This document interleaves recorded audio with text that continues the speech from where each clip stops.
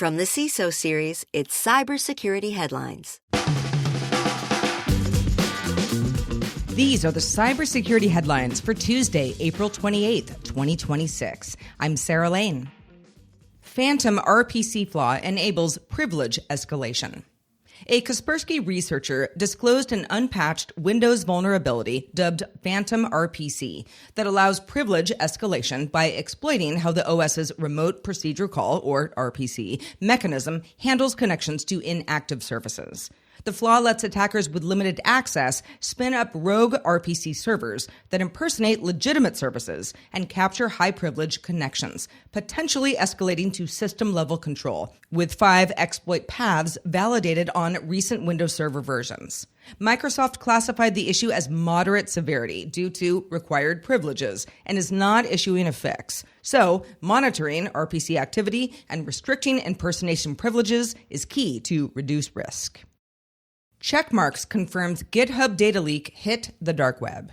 Checkmarx confirmed that data from its GitHub repository has been posted on the dark web following a March 23rd supply chain attack that compromised development tools and workflows.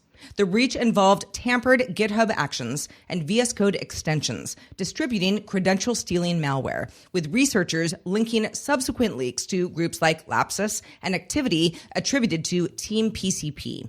Exposed data may include source code and credentials, though customer environments were reportedly unaffected. The company has restricted access to the impacted repository and is continuing its investigation, noting it will notify customers of sensitive data exposure. PyPI package hacked to push infostealer. A widely used PyPI package with more than 1.1 million monthly downloads was compromised in a supply chain attack that pushed a malicious version containing an infostealer targeting developer credentials and crypto wallets. Researchers at Step Security found the attacker exploited a GitHub Actions script injection flaw to steal a workflow token, forge a legitimate release, and then distribute the backdoored package and Docker image. The issue has been fixed in version 0.23.4, but affected users should rotate secrets and restore systems, since the malicious release could automatically propagate to environments using unpinned dependencies. Italy extradites alleged Chinese state hacker to the U.S. Italian authorities extradited Xu Zhiwei to the U.S., where he faces charges tied to alleged involvement in the state-backed Hafnium, also known as Silk Typhoon, campaign that targeted Microsoft Exchange servers and thousands of global victims. U.S. prosecutors say he participated in intrusions between 2020 and 2021, including attacks on universities and researchers to steal COVID-19 related data, allegedly under direction from Chinese intelligence services. Xu denies the allegations, but could face up to 77 years in prison if convicted. China has criticized the extradition. Huge thanks to our sponsor, GuardSquare. Your backend is only as secure as your front end. Research shows that client-side compromise is now a primary driver of API risk, with 63% of leaders detecting mobile app tampering or cloning last year. Don't leave your mobile app security to chance. Get multi-layered protection for your entire mobile app ecosystem from the outside in. Learn more at guardsquare.com.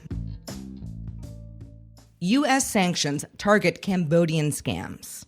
The U.S. Treasury's Office of Foreign Assets Control sanctioned a Cambodian cybercrime network, including Senator Koch An, over large-scale cryptocurrency scams that have defrauded Americans of millions of dollars through romance and fake investment schemes. Authorities say the operation runs from scam compounds tied to casinos, where victims send funds to fraudulent platforms, while trafficked workers carry out the scams under coercive conditions. The action was coordinated with the DOJ, FBI, and Secret Service, including domain seizures and criminal charges, intended to disrupt both the financial infrastructure and human trafficking tied to the network. Glassworm malware attacks return. Researchers at Socket identified a new wave of the Glassworm supply chain campaign, abusing 73 open VSX extensions designed to appear benign before turning malicious through later updates. 6 extensions have already been activated using loader techniques to fetch and execute hidden payloads that can steal developer credentials, crypto wallets, and sensitive environment data. The campaign reflects a shift towards stealthier sleeper tactics, with cloned extensions mimicking legitimate tools. Developers should remove affected packages and rotate secrets. Utilities tech supplier Itron discloses attack. Itron disclosed a cybersecurity breach involving unauthorized access to its IT systems, but said it has since contained and remediated the incident with no ongoing malicious activity detected. The company reported no impact to customer-hosted systems or core operations, which continued without disruption, and expects insurance to cover most of the associated costs. Itron is still investigating the scope of the breach and evaluating any required regulatory disclosures, but doesn't currently expect a material business impact. Crypto money launderer given 5-year sentence. California-based Evan Tangeman was sentenced to 70 months in prison for laundering millions in stolen cryptocurrency tied to a cybercriminal group known as the Social Engineering Enterprise, which stole roughly $260 million from victims.